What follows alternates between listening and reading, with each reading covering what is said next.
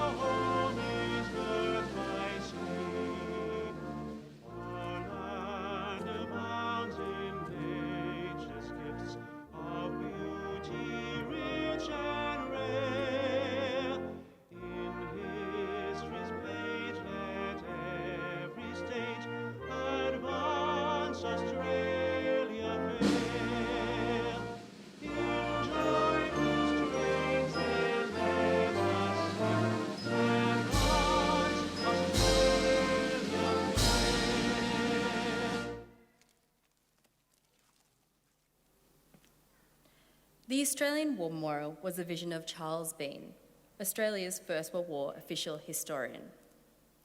Bean landed with the Australian troops on Gallipoli and stayed with them at the front through to the end of the war.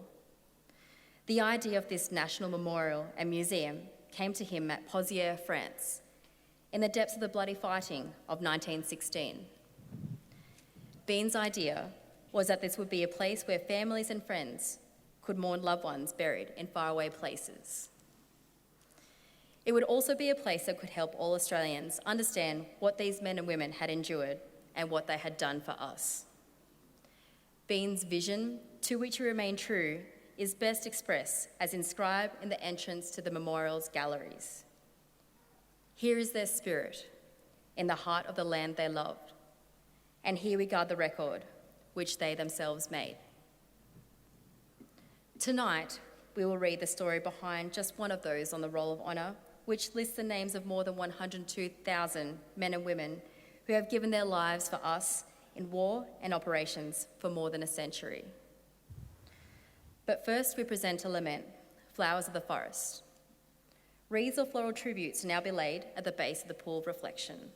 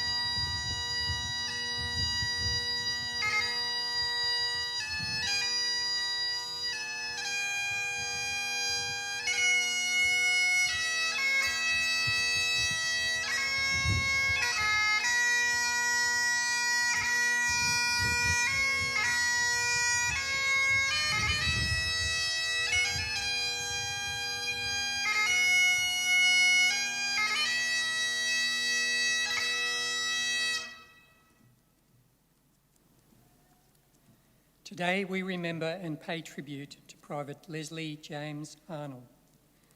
Leslie James Arnold was born on the 25th of October 1921 in Crookwell, New South Wales, the son of Arthur and Julia Arnold. Known as Les to his family and friends, he was the second son in a family of seven children.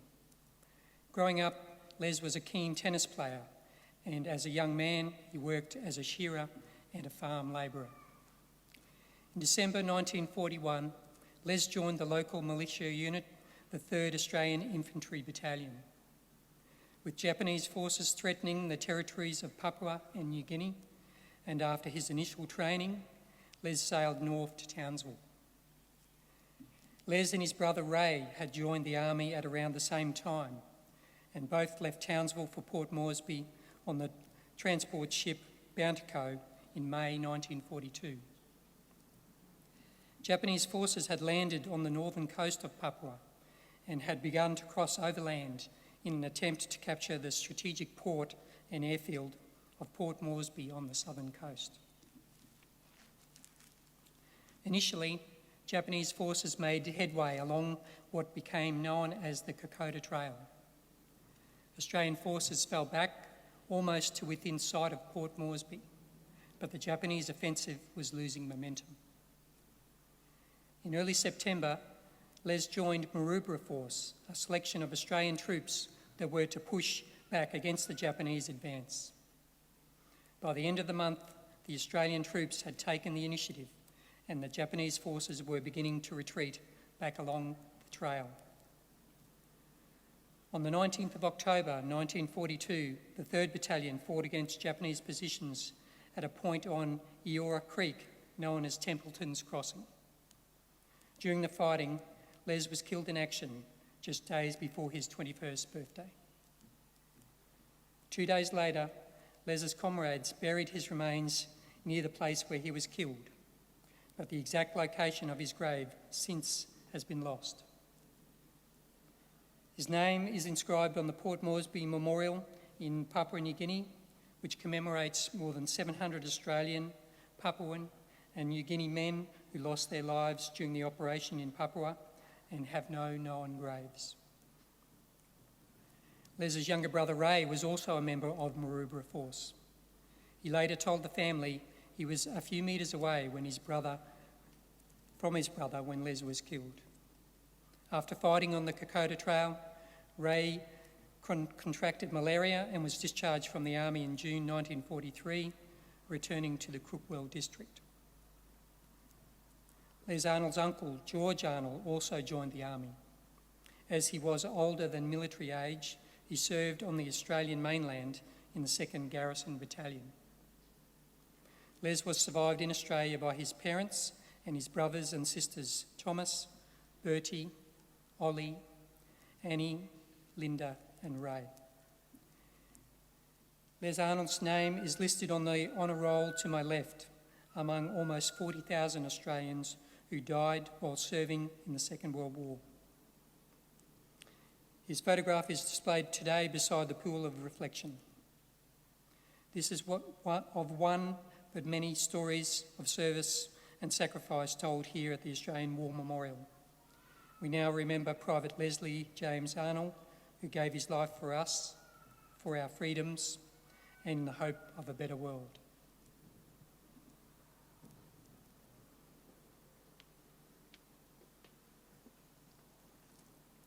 Please stand for the reading of the ode and the sounding of the last post.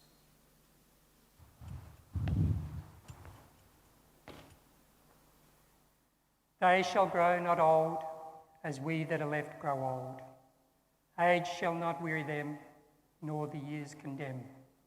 At the going down of the sun and in the morning, we will remember them. We will remember them.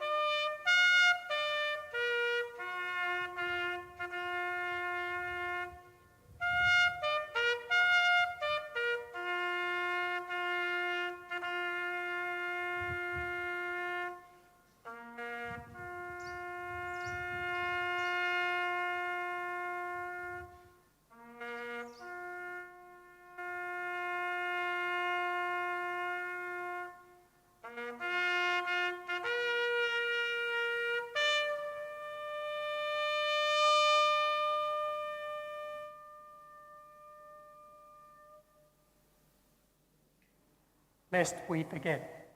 Lest we forget.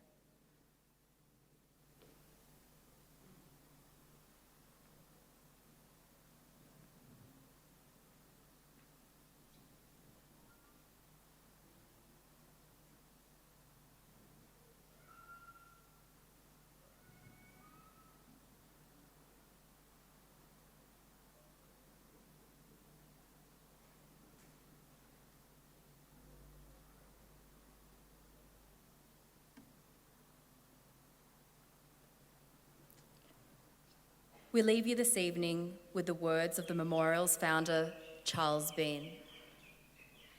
Many a man lying out there at Pozières, or in the low scrub at Gallipoli, with his poor tired senses barely working through the fever of his brain, has thought in his last moments, well, it's over. But in Australia, they'll be proud of this. Ladies and gentlemen, girls and boys, that concludes the last post ceremony.